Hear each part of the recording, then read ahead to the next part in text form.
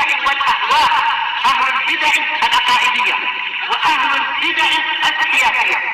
نقول بيننا وبينكم السلف، بيننا وبينكم الكتب، كان فيقول البدع بيننا وبينكم. وعن أبي هريرة رضي الله عنه أن رسول الله صلى الله عليه وسلم قال yaqulullahu ta'ala, Allah Ta'ala berfirman, mali abdil mu'mini indi jazaun, tidak ada untuk hambaku mukmin di sisiku pahala, idza qabattu safiyahu, apabila aku mencabut, aku mengambil kesayangan dia min ahli dunia, dari penduduk dunia, summah tasabah, kemudian dia mengharapkan pahala dari musibah tadi, dari apa yang diambil tadi, illal jannah, kecuali surga. Rawahul Bukhari. Sofiyah, sebagian mengartikan bisa jadi adalah anak atau istri atau suami atau anggota keluarga yang dia sayangi, itu masuk di situ semuanya. Sofiyah, Mustafa, kekasih pilihan dan sebagainya. Jadi ini umum. Jadi seorang hamba yang mukmin yang diuji dengan apa itu? Diambilnya kekasih dia, kesayangan dia, kemudian dia sabar, maka pahalanya adalah surga. Dari hadis ini kita mendapatkan faidah apa itu? Bahwasanya balasan itu melebihi amalan, dalam artian balasan kebaikan, pahala kebaikan itu melebihi amalan. Yang diambil cuma apa? Cuma orang yang kita kasihi. Sekedar apa? Seumur dunia saja. Sementara nanti balasannya kita akan mendapatkan surga yang sekian, di situ ada sekian banyak kenikmatan dalam waktu yang kekal, dan juga kita akan berjumpa lagi dengan yang kita cintai tadi dalam bentuk yang terbaik. Karena kalau kita di dunia, walaupun orang itu kita sayangi, dia masih punya kekurangan, masih punya perkara-perkara yang tidak kita sukai. Tapi kalau kita ketika diuji dengan hilangnya dia, kemudian di surga berjumpa dalam keadaan sifatnya sudah luar biasa sempurna.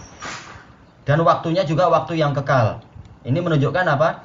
Pahala itu melebihi amalan seorang hamba. Satu kebaikan dibalas 10 sampai 100 sampai tidak terhingga. Dan dari hadis ini kita mendapatkan faedah karamullahi ta'ala, yaitu kedermawanan Allah Ta'ala. Dan ini sesuai dengan firman Allah, dengan sabda Rasulullah yang lain, innallaha idza ahabba qauman ibtalahum. Sesungguhnya Allah kalau mencintai suatu kaum, Allah akan menguji mereka. Ini menunjukkan apa? Bahwasanya ujian itu tidak untuk membinasakan seorang mukmin, tapi ini sekedar menguji kesabarannya untuk menjadikan pahala itu berlipat untuk dia. Makanya para ulama mengatakan tidaklah seseorang itu tertimpa musibah dan dia sabar, kecuali Allah akan memberikan kepada dia ganti yang lebih baik. Bukan untuk semata-mata diambil dan dia kosong, bahkan akan diberi yang lebih baik. Mungkin sekarang atau mungkin yang di masa yang akan datang. Dan dia diganti untuk sekarang dengan apa? Dengan jiwa kesabaran dan naiknya keimanan. Dan juga dari hadis ini kita mendapatkan faidah bahwasanya syarat untuk mendapatkan ini tadi adalah apa? Al-mu'min. Adapun orang kafir tidak memenuhi syarat tersebut. Allah Ta'ala berfirman, abdi al-mu'min. Karena surga itu hanya dimasuki oleh mukmin. Innahu la yadkhulul jannata illa nafsun mu'minah. Sabda Rasulullah SAW. Tidak ada yang bisa masuk ke dalam surga kecuali jiwa yang mukmin. Kemudian hadis ini pula kita mendapatkan faidah masyru'iyatu al-ihtisab indal musibah. Disyariatkannya mencari pahala ketika datang musibah. Bukan niyahah, bukan mengeluh, tetapi mencari pahala dari Allah. Dan dari hadis ini pula kita mendapatkan faidah idhamu jazai as-sabr al-ittirari. Besarnya pahala kesabaran yang sifatnya ittirar, terpaksa. Walaupun dia terpaksa, tetapi ini pahalanya tetap besar. Ini kesabaran yang sifatnya apa? Terpaksa. Beda dengan kesabaran yang ikhtiari, yang telah kita bahas di tempat yang lain, yaitu apa? Ketika dia disakiti orang, dia bisa untuk membalas orang tadi, tetapi dia milih bersabar. Ini namanya sabar apa? Ikhtiyari, sabar pilihan. Dia bisa memilih. Adapun untuk sabar karena musibah yang semacam ini, anggota keluarganya meninggal, dia nggak punya ikhtiar apa-apa. Ini sekedar ittiror, terpaksa memang harus mengalami itu. Maka kalau dia bisa sabar, tetap pahalanya itu besar. Makanya walaupun ulama mengatakan as-sabr al-ittirari sabrul bahaim, kesabaran yang sifatnya terpaksa itu adalah kesabaran binatang karena nggak bisa melawan. Tetapi tetap dia nilainya itu tinggi, pahalanya itu besar. Untuk manusia dan jin, maknya makhluk-makhluk yang mukallaf.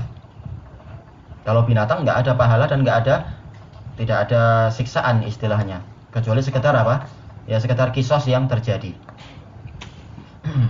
Kemudian dari hadis ini pula kita mendapatkan faedah dari masalah asma wa sifat. Apa itu? Sifatul kalam untuk Allah Ta'ala. Yaqulullahu Ta'ala, Allah punya sifatul kalam.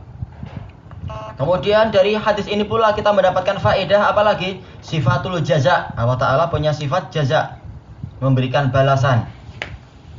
Dari hadis ini pula kita mendapatkan sifat yang lain. Apa itu? Sifatul qabd, mencabut. Itu juga bagian dari sifat Allah Ta'ala. Dan itu khusus untuk apa? Menunjukkan Allah Ta'ala punya tangan. Karena al-qabd ini sifat yang terkait dengan tangan. Dan dari hadis ini pula kita mendapatkan faedah ad-dunya darul bala, bahwasanya dunia itu memang negeri apa? Negeri musibah, penuh dengan ujian. Wa darul amal, dan dunia itu adalah negeri amalan. Di antara amalannya apa yang disebutkan dalam hadis ini? Keimanan, kesabaran, ihtisab, mencari pahala. Sementara akhirat adalah apa? Darul jaza, negeri balasan. Balasannya tidak main-main, yaitu apa? Surga. Dan dari hadis ini pula kita mendapatkan faedah perkara yang terkait dengan firman Allah Ta'ala di dalam surat Al-Fajr. Fa'ammal insanu idza mabtalahu rabbuhu fa'akramahu wa na'amah fayaqulu rabbi akraman.